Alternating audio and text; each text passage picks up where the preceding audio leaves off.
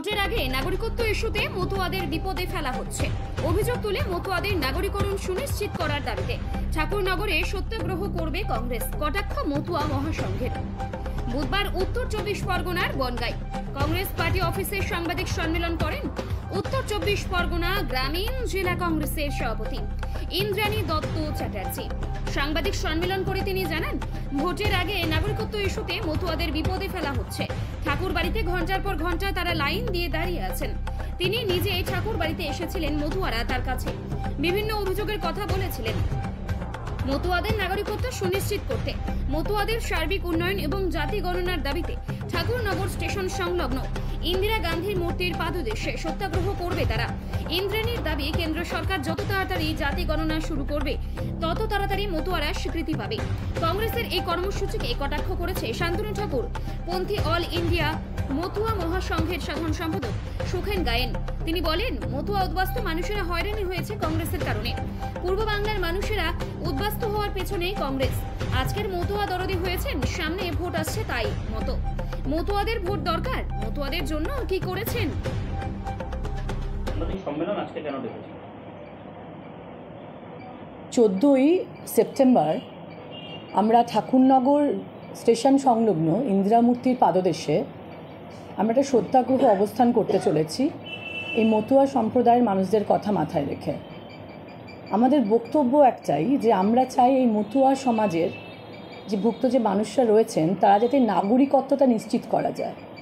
আমি গিয়েছিলাম সেখানে, আমাদের আপনারা মিডিয়ার বন্ধুরা আমার সঙ্গে ছিলেন, অনেকেই ছিলেন, তো সেখানে আমি পুজো দিতে গিয়েছিলাম।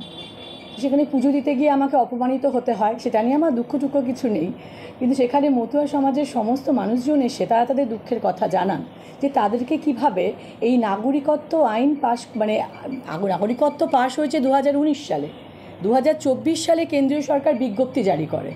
সেখানে এতদিন সময় লাগবে কেন? আমাদের মূল উদ্দেশ্য যে তাদের নাগরিকত্বের এই যে দৌড়দৌড়ি তারা করছেন, টাকা পয়সা দিতে হচ্ছে, এই রোদ জল বৃষ্টিতে, এই বর্ষাকালে তারা ওখানে ঘন্টার পর ঘন্টা সকাল থেকে রাত অবধি দাঁড়িয়ে রয়েছেন, যে সেটাকে আমাদের নিশ্চিত করতে হবে। আপনারা জানেন, সম্ভবত বাংলাদেশ মুক্তিযুদ্ধের পর 1955 সালে 1971 সালে 1955 সালে নাগরিকত্ব আইন সংশোধন করে পাশ করে ইন্দিরা গান্ধী সরকার। তো তাদের তো এত সময় লাগেনি, তাহলে কিসের এত বিলম্ব? হঠাৎ করে ভোটের আগে সেখানে এই নাগরিকত্ব সিএকে তুলে সেই মানুষগুলোকে বিপদে ফেলা, সেটা আমরা জাতীয় কংগ্রেসের পক্ষ থেকে আমরা কিন্তু প্রতিবাদ করব এবং আমরা চেষ্টা করব, আমাদের একটাই দাবি থাকবে যে তাদের নাগরিকত্ব সুনিশ্চিতকরণ এবং সেই মতুয়া সমাজের সার্বিক উন্নতি।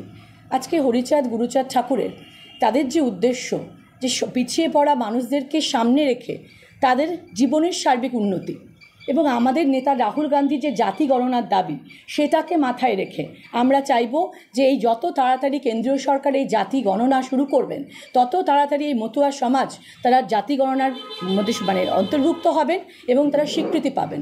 সেই দাবি নিয়েই আমাদের এই 14 তারিখের অনুষ্ঠান।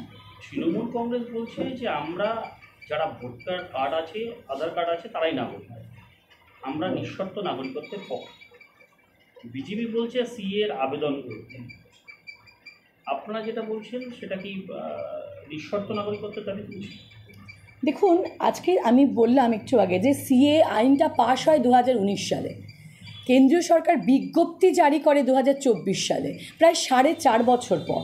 সেখানে এখন সামনে পশ্চিমবঙ্গে ভোট, বিধানসভা ভোট, সেটাকে কেন্দ্র করে আপনারা জানেন এই ভোটের আগে এই নতুন শুরু হয় তৃণমূল এবং বিজেপির মধ্যে। আমি কাউকে ব্যক্তি আক্রমণ করতে চাই না, কারোর প্রতি কোনো রাগ নেই, কোনো কিছু ব্যক্তি বিশেষে আমি বলতে চাই না, কিন্তু আমাদের দাবি একটাই, যে নাগরিকত্ব সুনিশ্চিতকরণ করা হোক এই মতুয়া সমাজে, যত তাড়াতাড়ি সম্ভব জাতি গণনা শুরু হোক রাহুল গান্ধীর, আমাদের নেতা রাহুল গান্ধীর দাবি মেনে। এই মতুয়া সমাজ এই ঝঞ্ঝাট থেকে তারা মুক্তি পান। এই নাগরিকত্ব ইস্যুটা তো দীর্ঘদিন ধরে হচ্ছে, আপনারা বলছেন যে ভোটের আগে তৃণমূল এবং বিজেপি, আপনারা তো এতদিন আসেননি, হঠাৎ এখন? দেখুন, একজন রাজনৈতিক কর্মী হিসেবে আমারও তো কিছু দায়বদ্ধতা থেকে যায়। তো ভোটের আগে নয়, এটা ভোটের অনেক আগে। এটা আমি গিয়েছি প্রায় অগাস্ট মাসে, এটা এখন সেপ্টেম্বরে আমি প্রেস কনফারেন্স করছি।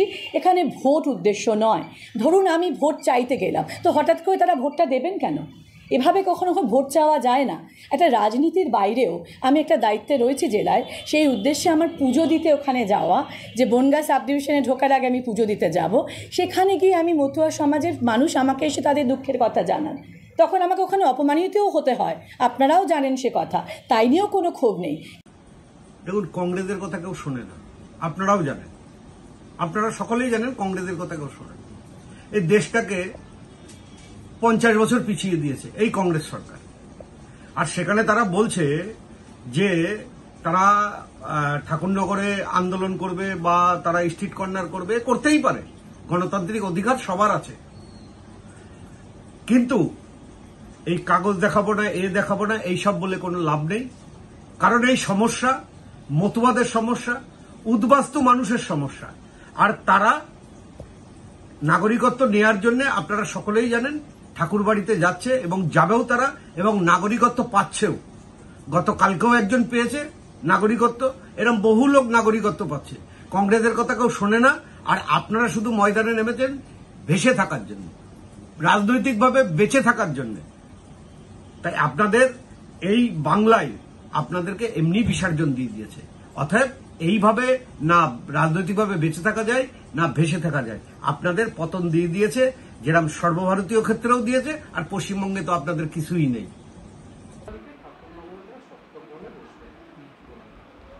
জয় হরি বল।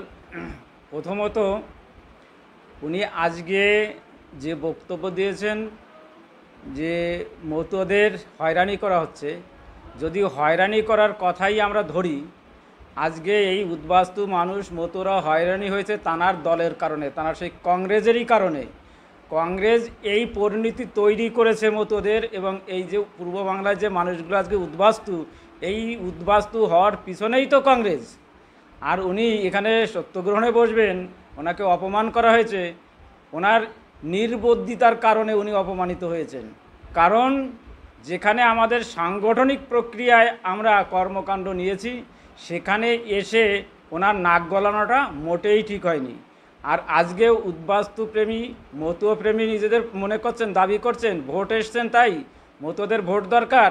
বড়মার 2010 সালে মেট্রো চ্যানেলে যে সম্মেলন হয়েছিল, সেই সম্মেলনে মানুষ ভূঁইয়া উপস্থিত ছিলেন, প্রতিজ্ঞা দিয়েছিলেন।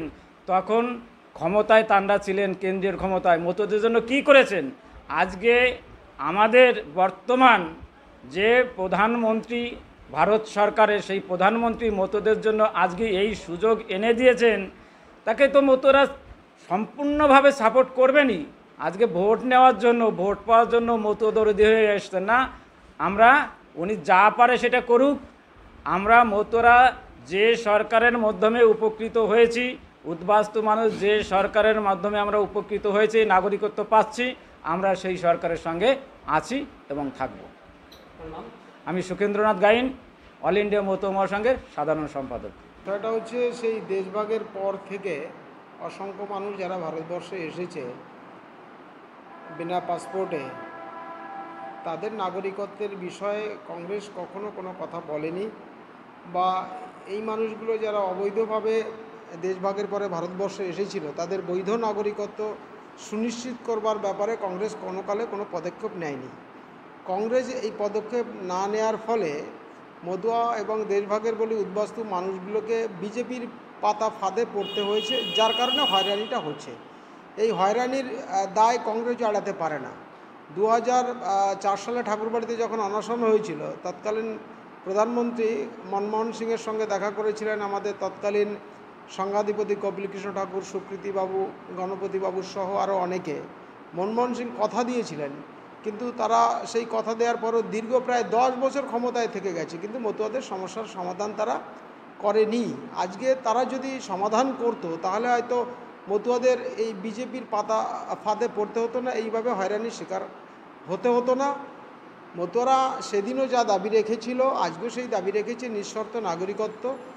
সেই নিঃশর্ত নাগরিকত্বের দাবিকে যারা সমর্থন করে মতুয়াদের পাশে দাঁড়াতে চায়, আমরা তাদেরকে ওয়েলকাম।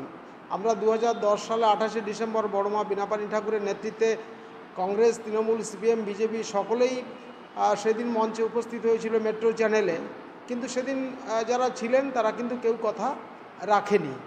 তো এদের কারোর উপরে আমাদের কোনো বিশ্বাস নেই। সামনে বিধানসভা ভোট, তো আমি বলবো যে ভোটের কারণে এসব না করে আন্তরিকভাবে, কারণ এই মানুষগুলোর প্রতি কংগ্রেসের একটা দায়বদ্ধতা ছিল, কারণ তারা বহুদিন যাবৎ সরকারে ছিলেন এবং তারা মতুয়াদেরকে একসময় কথাও দিয়েছিলেন।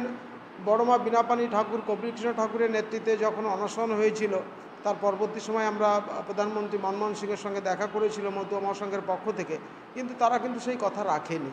আজকে তাদের যদি সত্যি সত্যি চেতনার উন্মেষ ঘটে এবং তারা মানবিকভাবে চায় মতুয়াদের এই সমস্যার সমাধান হোক, তাহলে তারা মতুয়াদের এই আন্দোলনকে সমর্থন করুক।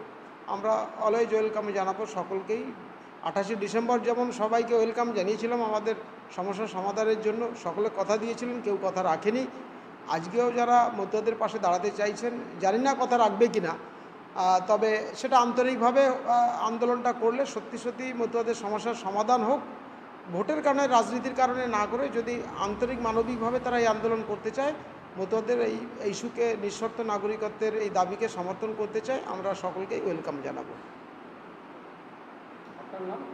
ডাক্তার সুকেশ চৌধুরী, সাধারণ সম্পাদক, অল ইন্ডিয়া মতুয়া মহাসংঘ।